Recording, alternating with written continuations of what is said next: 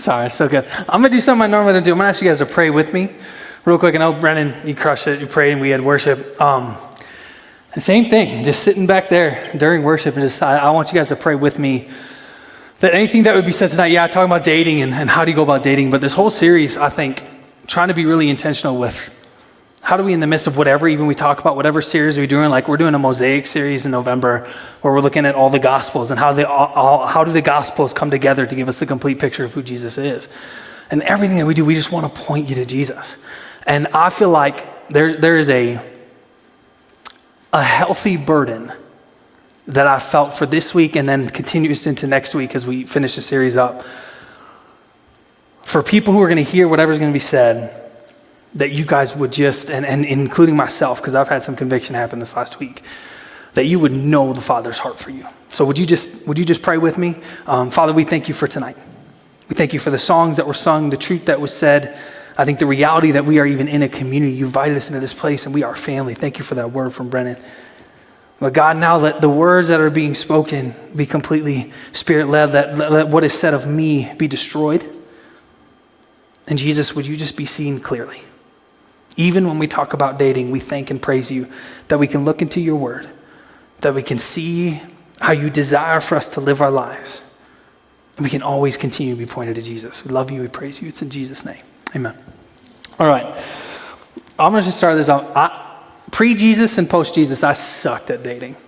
Just did, was terrible at it. So as I'm preparing the message for tonight, and a lot of the content that we've gotten for this series has been from a book by Ben Stewart called Single, Dating, Engaged, and Married. And there's a couple other resources. There's a book called Relationship Goals by Mike Todd, and there's a book coming out by Jonathan Pokluda called Outdated. And these are just some resources for you to be able to check, like, okay, how do I date as a follower of Jesus? And so like the stuff we're pulling together are truths that we've been taught a lot of the time. Like the majority of stuff that I teach you guys is this, okay, this is what I've heard, this is what I've read, and then I just like word vomit on you. And that's just what happens. And we pray that Jesus works it, and he does, and the Spirit moves, and we're thankful for that. But as I was doing this, I recognized that, okay, pre-Jesus, I absolutely was horrid at dating and relationships, specifically, well, all relationships. I was bad. I was not a good brother. I was a terrible son. I was not good at romantic. I just wasn't good at relationships. And then post-Jesus, I still had these like negative tendencies of like, here's how pre-Jesus Ben acted in the midst of trying to like find a boyfriend or find a girlfriend. I don't think that was a Freudian slip. I'm married for 10 years. That was a joke. So they had these tendencies that were still there in the midst of my pre-Jesus days. And it's like, I brought those in and I didn't know what I was doing. And I was talking to Abby this week as I was preparing this message and seeing like, man, these are things that we should have done. And we were talking and I was like, yeah, we sucked at this. Why are we so bad at this? So as you hear this message, as you hear just these 7 principles of what it looks like to intentionally, purposely, and biblically go about the dating process, which is a process of evaluation with the idea of getting you to the goal of being married. As you hear tonight, what I want you again to know the Father's heart for you. In areas where you've screwed up, in areas where maybe even now you're not doing well in the midst of the dating process, or maybe in the future when you fail, in Jesus you've been forgiven. Just know that. Please know that. That is my desire for you, because I wrestled with that this week. I've had to go back in my life in relationships where I've hurt people, and I've had to ask for forgiveness this week. It was tough, but it was also really good, because in that I was reminded that Jesus was for me. So me and Abby, we're sophomores in college. She's a bio major. I'm interdisciplinary studies, which is like I don't do anything. Like my emphasis was philosophy and religion, which is like I just went to class. It was great, but I don't remember ever doing homework, which is proved by my GPA. But Abby's pre-bio, and my group of friends and her group of friends saw each other one day at 20's Diner, which is a thing we used to do and still would do in this church, but you know, COVID and food and getting together in small places, and we just gotta be smart. But we saw each other at 20's Diner when it was over in the activity center on the other side of the building. And we sat next to the same table, and it's like, okay, this gal and these group of gals that I see and these friends and my friends, it's like, okay, we all go to the same place, we come to church together, we go to Oasis, we go to Crew, and we just we noticed these group of friends, and they were really cool. And so we sat down and we were making jokes, and it was fun. And me and Abby initially, we started becoming friends in the spring semester of our sophomore year. And as the semester went along, we just started, my group of friends and her group of friends started hanging out. More and more, like we watched The Notebook in Pearson 127 one night, and it's like, and I had to sit in the corner because I was crying because it's beautiful, and at the same time, it's giving me expectations that are unhealthy for how to pursue a romantic relationship. Just saying. Speaking of unhealthy expectations, just please, I know y'all, some of you love The Bachelor, just don't watch it, please. Brandon came up to me today, he's like, go watch The Bachelor. He's like, what are you doing? I know you're married. I know, sorry.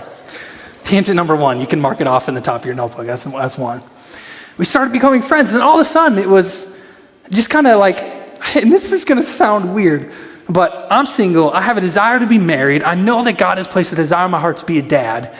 And it's like you get into this, in this season, it's like there's some prospects here. And it's like, I don't want to say it's like going to pick a puppy out of a litter of puppies, but it's like, that sounds awful, I know, but I allowed myself and my group of friends to be around a good group of people, and we were in a good community and started getting to know. I was like, man, this Abby chick, like she's cool. Like she really loves Jesus. And it was finals week of our sophomore year, and I'm texting my friend Morgan, and he's the one who helped bring me to Jesus. And I'm texting him, and I'm doing because I'm immature and I don't date well and I didn't do it well and all that has been established. And so I was like, dude, I really like Abby. Like, do I tell her before she goes off in the summer? We're not going to see each other all summer. And then do I wait and then just hope something happens in the fall? Like, all in text. I'm an emotional person. Like, I need help. So I was like, what should I do? And we're going back and forth in the text. And then I said, I think I'm going to tell Abby that I like her. I think I'm going to call her tonight. She's at Touchdown Jesus studying because it's finals week and she's a good student. I'm going to call her. We're just going to have a conversation. I got to tell her. I got to do it. I'm going to tell her. And in my life, what I do unintentionally, and I've done this multiple times, is I accidentally text the person I'm talking about in the text. 100%. And so a text that went from Morgan that said, should I tell her I like her, went to Abby. And she texted back, she goes, was this for me? And so immediately I call her, I go, yeah, are you at Touchdown Jesus? He goes, yeah, I'll be right over. And I go and we walked around Touchdown Jesus and we said, I like you too. Oh, what should we do? I don't know. Because no one told me and I didn't pursue it intentionally. Like, how do you do this? Like, how do you date well as a Christian? And so my goal tonight is to give you 7 principles of what it looks like to be intentional, purposeful, and biblical in approaching dating as a follower of Jesus. Now know this, a date is not dating. Very important disclaimer and distinction. A date is a one-time event that you've gone with someone to get to know them with 0 expectations at the end. We don't do that because what we do is I've gone on this date with this person and then we leave and both, it's not just the girls, it's both sides are like, oh my gosh, I don't know if he likes me, but that was awesome. I hope we get to do it again. And we have these expectations or we put these labels on it, and which is sometimes super, super unhealthy. A date, one-time event to get to know another person with no expectations attached. Dating brings a little bit more intimacy into it. And what's hilarious, especially about college, it's fun for me to watch some of you freshmen the first couple months of the school year. Because especially if you come from a church, you come in hunting almost. It's fall semester hookup time, and I'm coming because my mom told me I gotta find a spouse. And so it's like you get all dressed up and it's really nice, and like the one good outfit the guy has, he puts on for kickoff for Oasis, and the gal's getting all pretty and makeup and all the things. And you guys are having a conversation, but like in the corner, you guys are like looking like, I think that's one. Should I go over there? I'm just kind of walking. No, right there. But it's just funny for me. You come and you try to find a spouse. I just want to find this. I once, in my freshman year of college, came and Morgan was a farmer. So again, Morgan, guy, loves Jesus, brought me to Jesus. He was a farmer and he knew of a friend who also went to SCSU where his family told him, listen, we know you're going to be a farmer, but you need to go to college and find a spouse and bring her back because there's no one here.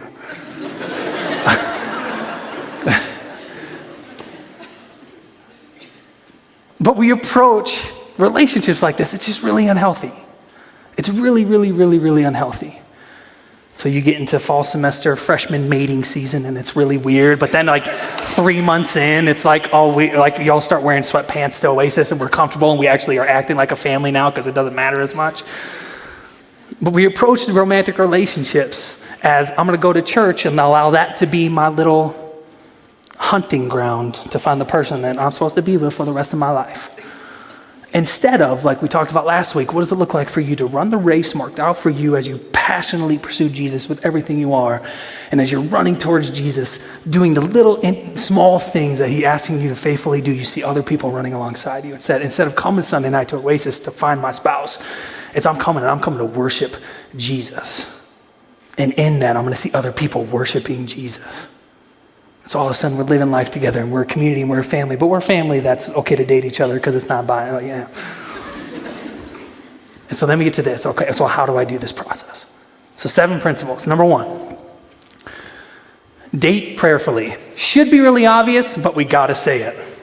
Should be incredibly obvious, but we have to say it. Prayerfully is coming to this reality of, okay, God, I'm in relationship with you. I'm running after you. And as I chase after you, I'm inviting you into this process of me starting to date. I'm trying to find that someone. Who's that person that you desire for me to try to go through this dating process, this evaluation to see if I should get married. It's like, God, I'm inviting you in, and I invite you into this process. See, we refuse to pray in dating. And when we refuse, what we're refusing is to receive the resources we most need in the dating process. We struggle in dating to discern our hearts, to communicate with one another, to balance priorities and responsibilities, to even reject sexual temptation. And we never ask God for his wisdom, strength, and help. And then we wonder in the midst of the dating relationship, like, where did I get it wrong? Why does this always fail? As we keep Jesus on the bench, even though we're still coming to church. Are you dating prayerfully? To date prayerfully, and this invitation to pray in dating, is the path into having our feelings and our desires tested, confirmed, and fulfilled. Because we'll have feelings and we'll have desires. And if I'm dating prayerfully, what I'm saying is, God, in what I'm feeling and what I desire, test this, confirm this. Will you fulfill this? If we negate this, the simple ask, but I think where we need to start most, I think we tend to lean to, and I talked a little bit about this last week, we lean too much into allowing our feelings and our flesh to determine who we should go after and how we should go about the process of dating, of that evaluation moment to get to where that destination of marriage is supposed to be. Prayerfully dating is being able to pray for freedom to date differently than the culture tells us we have to. It's giving us a passion for each other's faith and joy in Jesus and not each other. As you pray in the midst of dating, you're keeping your affection for one another, but you're asking in the midst of that affection, as we grow to like each other more and more, God, will you protect us from falling into the sexual temptation that will come about? It's saying in the midst of this dating, as I'm pursuing this other person and as we're going through this evaluation process, it's saying, God, as Jesus warned the church of Ephesus in Revelation that they lost their first love, it's saying, God, don't allow me to lose my first love, which is you, Jesus. Date prayerfully. Second principle, date intentionally. And this is maybe where I get too old school, but I just think there is damage in casually approaching dating life, especially for the follower of Jesus. We are intentional beings, period. In every other aspect of life, we look at, why am I doing this specific or certain thing? And dating should be no different. What does it look like for you to be intentional in dating? There's 3 aspects of this. 1, you want to be intentional in the initiation, in the startup. You want to be intentional in that moment where it's like, okay, I'm coming and I'm bringing clarity as I initiate what this relationship could be. You want to be intentional in your intention through the process of dating, always being clear, always being honest. And then if necessary, you want to be really intentional about having to exit and what it looks like to potentially end a relationship, which you want to do sooner rather than later, because the more you invest and the more time you put in, the deeper the hurt that ends up happening. So up front, what does it look like to be intentional up front? It means to initiate with clarity. It means to make really, really clear, here are my expectations for this relationship. And this is different contextually depending on your relationship. So for me and Abby, we were friends. We had a foundation of understanding each other. It's like, I knew more than she was a girl who went to church. Like, I knew a little bit more about her. I knew what her major was. I knew how many siblings she had, but it's because we were friends. and we become friends. If it's someone you don't know, to be intentional in the initiation of a startup of a relationship in the dating process, to bring clarity to that isn't to say that you need to right up front the first time you have that date to say, okay, I'm looking to get married, is that what you want? Because that's weird, especially if you do it with someone you don't know well. But if you know them well and you have this foundation of friendship, it's okay to take them out. Say, I'd love to go, and be honest, be clear. I'd love to take you out on a date. Because that automatically puts in their head, okay, this is something more than just a friendship thing. And especially if you know them at that date, it's okay to be honest, especially in the process, to be able to say what you really want and desire. If you don't know them, it's okay to go on 3 or 4 dates. It's okay to say, hey, why don't you come along with me? I'm hanging out with my group of buddies. Bring your friends. Here's what we're going to do. But if you, and I've seen this happen. Guys, if you invite a girl to come hang out with you and your friends, don't ignore them when they get there. Like, you invited them there for a purpose. Invite them into the conversations you're having. Does that make sense? Like, I've seen this happen and it gets hurt. And then also at the end of that date, of that moment where you're just, hey, we're just to continue to get to know each other, especially if you don't know them well, or you're new in the relationship, don't allow them just to leave and not talk to them. Be intentional and be clear. Bring clarity. Where there is a lack of clarity, there's an abundance of confusion. And confusion is messy, and it's dirty, and it's gross. And it's hurtful. So if I'm bringing, I'll say this, me and Abby would do this a lot, especially when we were friends, but when I started to and we came back that next year, and I'll tell the story of what happened in the summer and what happened after we talked about each other, how we liked each other that first night. But we came back semester year, it wasn't until end of November that I actually started really pursuing her in relationship. Everything we did, I invited her into moments where I was going to, one, be around other people, but also where I could, at the end of it, be really intentional with, I'd love to continue to do this. I'll call you. And then there was a moment where we sat down, and it was a story I told last week about Perkins when I got sick, but the moment before the food came when I got really sick is the reality we both were on the same page because we were friends, like we both desire to get married. Let's use this time as an opportunity for us to see, okay, will this work? And in that, I didn't know what that was going to look like, and we put the label on it, a boyfriend and girlfriend, and all the things that don't really ultimately matter. But we set up our expectations up front.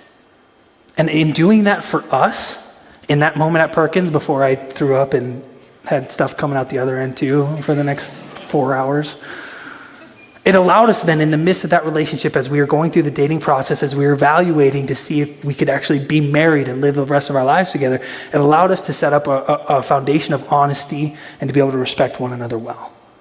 Initiate with clarity. When you don't bring clarity, when you don't allow yourself to give the expectations that are necessary, you will bring confusion. Because the other person wondering, like, what is this about? And then you're also wondering, because you didn't have the conversation, what is this about? And there's confusion and it's messy. Be okay with admitting you want to get married, and it's okay in that moment of dating. Maybe you've gone on a couple dates, and it's like, okay, I want to enter in this process of dating, of this evaluation. It's okay to say, like, I want to get married. Like, not this minute. I'm not trying to be weird. I'm not trying to freak you out, but I really want to get married. Is that something you also would desire? And then to give them opportunity to respond back honestly. Man, when you can start out the dating evaluation to see if this could be a marriage. When you start out that way, man, clarity allows us to have confidence, which allows us then to lead to courage. When you give clarity, there's confidence in knowing, okay, what are the next steps in the process? And when I'm confident in knowing what I need to do next, I have courage to actually go do that thing. And that's even at the end, if necessary, you get to the moment where it's like, I don't think this is going to work out. Bring clarity. Be intentional with the relationship.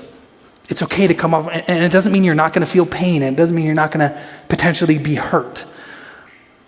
But it's better to end it when you know you need to end it than to continue to allow it to keep going, because you're just going to continue to invest emotionally, and you're going to allow the pain and the hurt to get deeper and deeper. bring clarity. Clarity allows you to have confidence and the other person to have confidence to know. Here's the next steps. Here's how we can continue to enter into this process, or to be able to say confidently and courageously, no, I actually don't want that. I just want to be friends. And it's like, okay, that's good. Be intentional. Bring clarity. Be upfront with your expectations. Don't be weird about it. And sorry, I'm thinking if I should say this. I knew a gal. Sorry. And I did, and I don't know why this is a thing, but it ended up working out, but I don't think it was wise. So I'd still try to be really wise about it. Where saw this guy, they went on a date. She said at the date, we're gonna get married. And that's weird. That's a weird expectation to say, like, I'm marrying you. Have you ever seen New Girl? It's that moment when Schmidt says to Cece, like, girl, I'm gonna marry you, and has to put $5 in the jar, right? I'm not gonna say that word. But that, like, it's weird. And also, don't bring in expectations like, yeah, be clear, be intentional, but don't bring in expectations like, I want to be dating for 3 months, and then I want to be engaged, and you got to have me this size of a ring, and then we got to be engaged for this long, because I need 6 months to plan the perfect wedding. That's weird expectations. Like, be wise about it still. Let's try to be smart about it. Also, and I asked Abby, like, okay, in the midst of trying to be intentional with the relationships at the beginning to bring clarity, in the midst of the process, like always being honest, here's where I'm at, here's what I'm feeling, let's continue or let's not. I said, what's like the one thing you would want to tell these college and young adults? And she said, let them know that it's okay if it doesn't work out, because I think in the church there's a myth that because we follow Jesus, it should work every time. And that's not true, and that's okay. Be intentional. Clarity brings confidence to know what to do, which creates courage to be able to do the thing you know you should do. Third thing, date in community. Weave your dating relationship into other meaningful relationships. I think one, and I don't know, I've noticed a little bit in the last year and a half I've been here, and I noticed a little bit when I was in Watertown, your generation's not great about dating in community. Like there's been this trend of separating yourself for the evaluation process to do it one-on-one and not allow other people to speak well into your life. Proverbs 11:14, we're going to put these on the, what's this called? Screen, that too. And Proverbs 15:22. Proverbs 11:14 says, where there is no guidance, a people falls, but in an abundance of counselors, there is safety. Proverbs 15, plans fail for lack of counsel, but with many advisors, they succeed. Look at that first one, where there's no guidance and people fall, but in an abundance of counselors, an abundance of people in your life who are able to give you advice and give you encouragement, who are able to see how your relationship works. How do you treat each other in the midst of trying to go dating and do this process? There is safety in having people around you who can evaluate if that person's the right guy or not, or if that gal is the right one or not. And there's going to be people in your life who want to be those counselors and advisors. And some of those people shouldn't be. Because there's going to be some people in your life who are going to press you to go too fast and too quick. And if you feel that pressure, tell them to back up and stop and recognize who is in my life who do I trust, who do I see are followers of Jesus. That can be other couple that you see and notice that you're friends with, and say, hey, can we go on a double date? Will you just see how like we interact with each other? And can you see how we go about just like being with one another in public and with each other, how we treat one another? Can you see like, okay, for me, Abby went on a 2-week mission trip to Africa about a month after we told each other we liked each other. And it was a mission trip that went through Oasis that the pastor, his name is Rick, at the time led. And Rick was the man who'd been discipling me since I gave my life to Jesus. So he knew me really, really well. He didn't know Abby well. And he knew I liked Abby. And so in this process, he spent 2 whole weeks being able to get to know Abby a little bit more. And then as they came back and as the school year started and as me and Abby started to be more intentional in our relationship, I would ask him like, hey, when we're at Oasis, when we're at Tuesday night leadership meeting, can you just see like how she interacts? Like, are you seeing what I'm seeing? Can you confirm what I think I've found in this person? How amazing I think she is, how cool I think she is, the heart that she has for Jesus. Can you just like watch us and how we interact with one another? And I know she had the same thing. She had a best friend who's named Heather, who was really, really intentional about making sure I was not going to treat Abby badly, that I wasn't a complete tool. And we need community most of all in our life because we need help in dating, because infatuation throws off our ability to evaluate well. We approach in these moments, and when we feel like we found that person, the infatuation and admiration and affection can grow so much that we actually treat it and we approach it like a Backstreet Boys song. I don't care who you are, where you're from, like what you did, as long as you love. Like we do that. And you think about that, it's like you love this person so much and are so infatuated that you don't care who they are. We do that. Like you don't want to know where they're from. Like you don't want to know the deepest and really intimate, cool details about who they are as a person. You just, like, as long as they love you, that's good. And we treat it to where love is just this emotional thing. We need people in our life to be able to catch us, keep us accountable, encourage us, ask us really, really tough questions. I need to move on because we're going so slow, I'm sorry. So, dating community. If you have two different sets of friend groups, create a night of hanging out and have both friend groups come together and say, hey, watch how we interact with, would you just see how we live life together? Allow them to be really intentional with you in that moment to help you evaluate well, because sometimes infatuation throws us off. Fourth, date with autonomy, and this is independence. Again, what we see in modern dating, so the Bible is really good the Bible's just really good. I could just stop there and it'd be okay. But it's good at helping us address certain relationships in our life. It's like, okay, brothers and sisters in Christ, like here's how y'all are. Treat one another, spur one another on towards loving good deeds, encourage one another.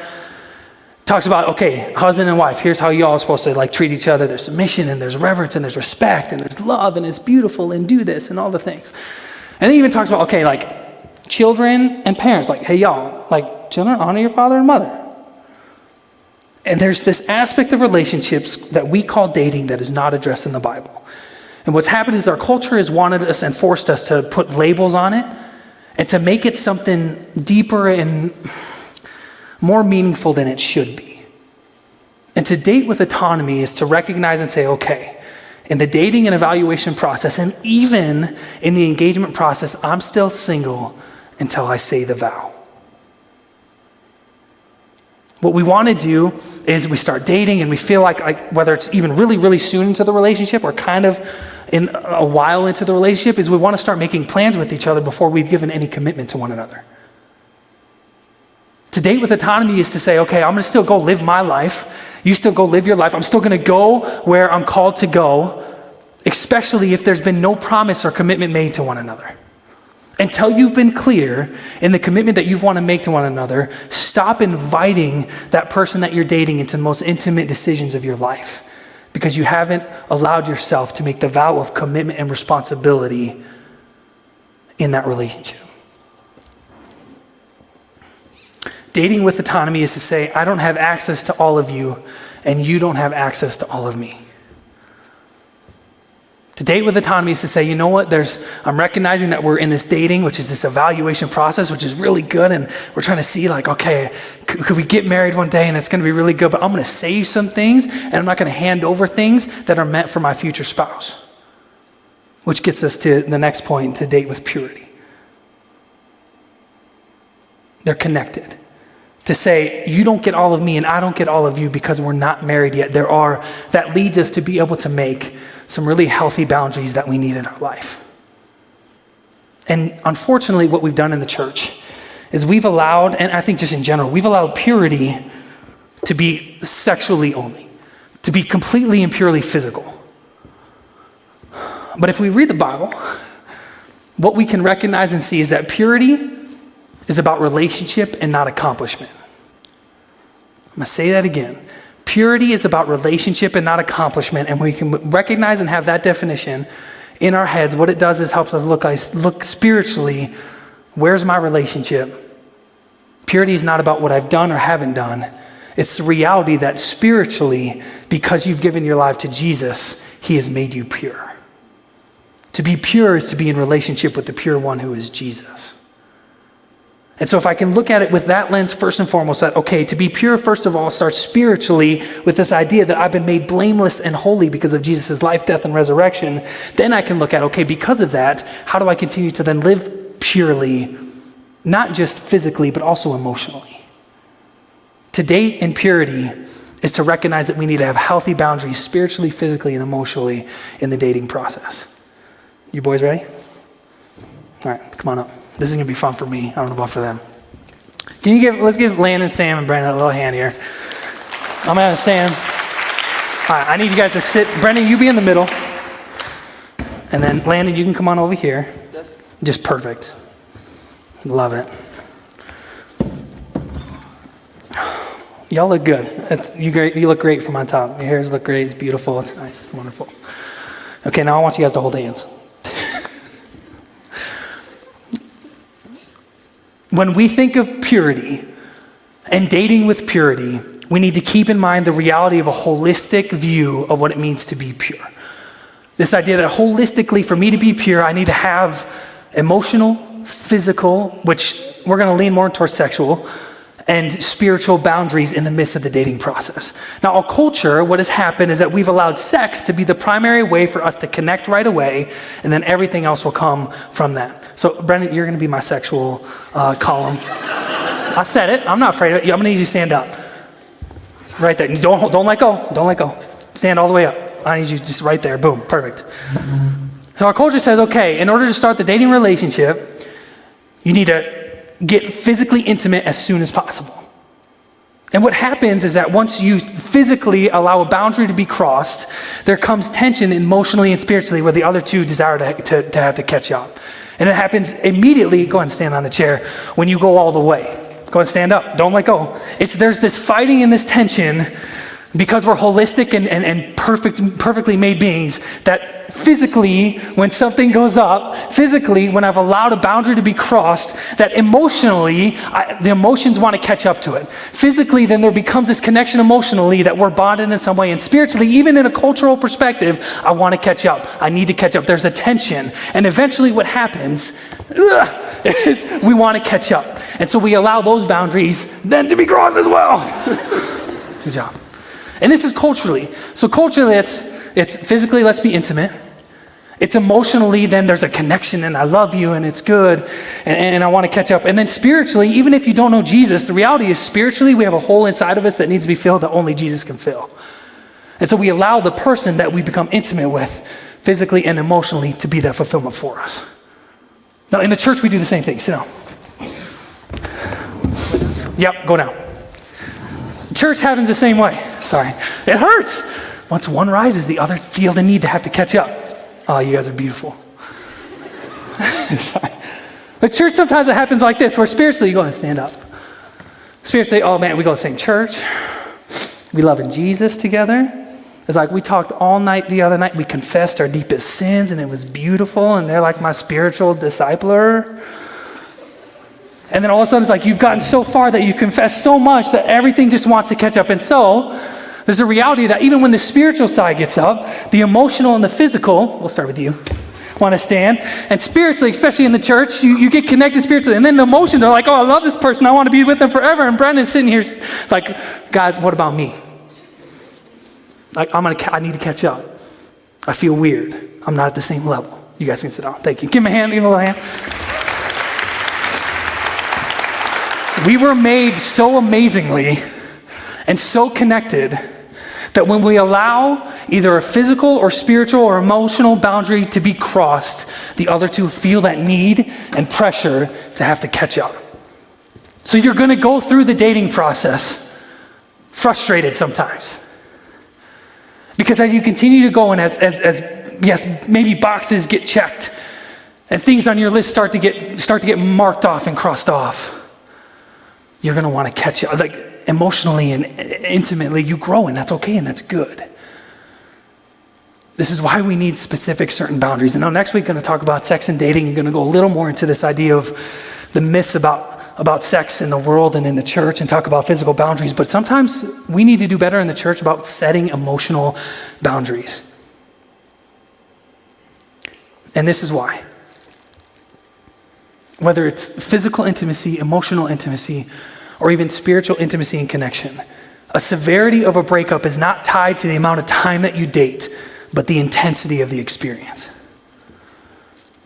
As I've dived in emotionally and got connected, and whether it was really good and really healthy, if there's a breakup, there's pain, and it's okay to grieve.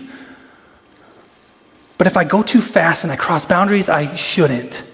It's not about how long we've been together. It's how deep did we go? Was it too quick? Did I have community around me? Was I intentional? Was I prayerful? So here's some things to allow you to have some spiritual and emotional boundaries that I know have helped me. 1, define I love you. Date with purity, emotionally, physically, and spiritually. Some emotional and spiritual boundaries. Define I love you. It's this recognition that I love you is not just a statement of affection and an emotion. Allow 1 Corinthians 13 to actually be a definition of love for you. When I say I love you to my wife every morning, it's not I like you and I really emotionally am for you and connected to you. It's when she leaves to go to work, it's I love you is saying, I'm remembering the vows that I took, and today and every single day, I'm choosing to love you, I'm choosing to honor you, I'm choosing to cherish you, I'm choosing to love you in sickness and in health. We've allowed the culture to define what love is for us, and we've allowed it to be emotion always. Don't talk about marriage all the time. Talk about it up front, set your expectations, be clear, but don't continue to talk about it for day after every date we're on. It's like, oh, we're getting married, we're planning our wedding. It's like, dude, that's super unhealthy. Because what's happening is you're allowing yourself to cause unhealthy levels of intimacy. Know that you're not each other's primary spiritual companion. Don't allow yourself to be, because it creates an emotional and spiritual connection that is saved for a future spouse. Commit to opening up slowly. You don't have to share everything immediately right away, because you'll create connections, and maybe you'll share things that were supposed to be saved for your future spouse. And don't make hasty promises. Ecclesiastes 5:5 says, it's better not to make a vow than to make one and not fulfill it. I failed in this. So I told you about me and Ab. And we told each other we liked each other. And it was finals week. She got through finals week, and we were going to see each other again in 2 weeks for a wedding here in town by actually a couple who's still in Brookings who comes to this church. And we're going to be at the reception. It's like, okay, we'll talk at the reception. We'll make a plan for this summer. Here's what it's going to look like. And we went and we walked around campus, and we went to the Campanile, and we had just really good talk and really good conversation. And it was pretty healthy. Until the moment came where I said, okay, this summer I'm going to call you every week. And then when we get back together this fall, we'll start dating and be boyfriend, girlfriend. And I made promises that were hasty, unprepared, not prayed over, and not allowed other people in my community to be a part of the process.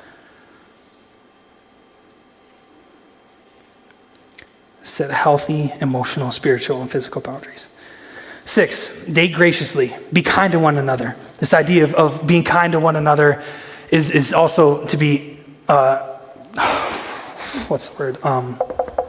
courteous to one another. That's not the right word. Brennan, what's the word? Courtesy. That too. I can't read well sometimes. To have courtesy to one another, and it's derived from this idea of being in a court. And not just like a room of judgment where a judge is and there's lawyers and all that stuff. It's the reality of being in a court of the king. It's how would you act towards the king's sons and daughters if you were in his presence.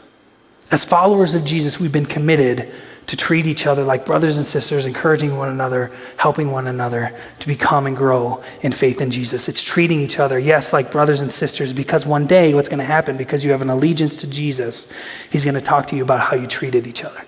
And that includes in the midst of the dating relationship. We want to encourage each other and spur one another on to love and good deeds, becoming more like Jesus because of the interactions and time that you spent together. Proverbs 11:16 says, a kind-hearted woman gains honor and respect. Proverbs 19, what is desirable in a man is steadfast love. And this idea of steadfast love is kindness, it's grace, it's courtesy. Are you kind to one another? Is the person that you're dating, are they someone that cares for you, and is it obvious that they care for you, and do you care for them? Extend grace in ways that Jesus would extend grace to and for you. Abby did this incredibly well. And to be honest, kindness is incredibly attractive. It just is. Last one, and the team can come up. Date patiently. Trust the Lord. Proverbs 14 says, whoever is patient has great understanding, but one who is quick-tempered displays folly. Now, this isn't this idea of having to sit in the midst of this relationship in anguish and in pain, wondering, okay, are they ever going to change? Am I ever going to change? Are we ever going to be good enough? Is that thing that's in our relationship that I see is super unhealthy ever going to stop so we can eventually enter into engagement and marriage? Patiently waiting and patiently dating is saying, trust the process of the evaluation. And in the midst of that, hand it over and recognize and know that God is in control. And sometimes that takes time. And time is okay. Ben Stewart says it like this: go as slow as you have to, but as fast as you can. Go as slow as you have to, but as fast as you can. And then do that well, and to know what that looks like is an individual conviction for you, but also if you date communally, prayerfully, and intentionally, I think God will reveal to you what it looks like for you to go as slow as you have to, but as fast as you can in the dating process. As we end tonight in worship, again, as I was preparing this and thinking about this and reading what I was reading and listening to what I was listening to and figuring out like what needs to be said and how can we do this in a way that encourages people in the midst of the relationships they're in and have had and will have. What I want you to know more than anything is it's okay that in these principles, these 7 ways of how to date, it's not as black and white as maybe as I've allowed it to come across. It is okay if you haven't done these things perfectly, or even now in your relationship, in the dating and evaluation phase of the relationship, if you have failed. Because there is always forgiveness in Jesus, and God can redeem any relationship. But maybe you heard something tonight, and you need to incorporate one of these things in the midst of your desire to want to one day get married. Maybe it's you just haven't really prayed about it, and God tonight is asking you to pray about it. Maybe you've not been intentional in your initiation and brought clarity and expectation to the relationship, and you both are just confused, and you need to have that conversation, and we just need to set this up. Hey, where are we going? What are we doing here? Maybe you need to invite some people into your life to be able to help you evaluate what's going on. Are you dating in community? In any of these things, know that God is for you. That as you do follow him and chase after him, and we do that because of what Jesus has done for us on the cross, where we recognize we're sinners and we've screwed up and we've failed before God. But in his great love, he sent Jesus to die for us on the cross and was raised again. And because of that, we have now a relationship that's perfect with God.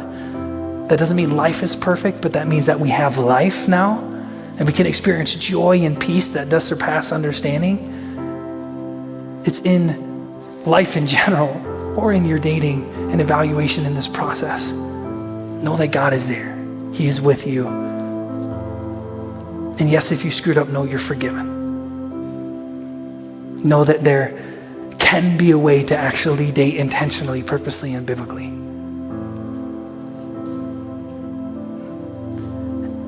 And know that sometimes it's a lot easier said than done, and that's okay. Because we're messy. People are messy. We got baggage, we got stuff. But God is good, and he redeems and he restores. And what we see as ugly and negative in our own life, what's dead and what's ash in us, God turns to beauty. So would you stand? We're going to sing a song of worship and surrender and asking God to continue to light within us a fire that is uncontrollable and a passion for him that is sustainable and pushes us through every little thing that we encounter in life. There's going to be some leaders in the back that if you need prayer for anything, maybe it's relationship stuff, they're back there for you. They love you. They want to pray with you. Father, we thank you for tonight. Thank you that in every relationship and an area of our life, we can trust you. that we can cast all of our cares onto you.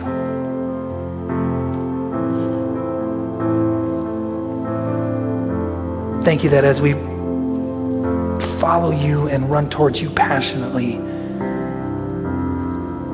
you do give us the desires of your heart. And what's awesome is as we run towards you passionately, Jesus, sometimes those desires get changed. Sometimes what we thought was going to be really good for us, or that even that person that was supposed to be the right person, God, as I continue to be faithful and running after you wholeheartedly, you change our desires. And I thank you that you do align, as we run after you fully, you align what's within our soul with what you have for us. Thank you for your patience with us, for your grace towards us, that we can trust you with everything that we are because you're good. And you help us, and you teach us, and you are for us. Never will I leave you, never will I forsake you, you say. Help us to take that promise and run with it. We love you, Jesus. Yeah, it's in your name we pray. Amen.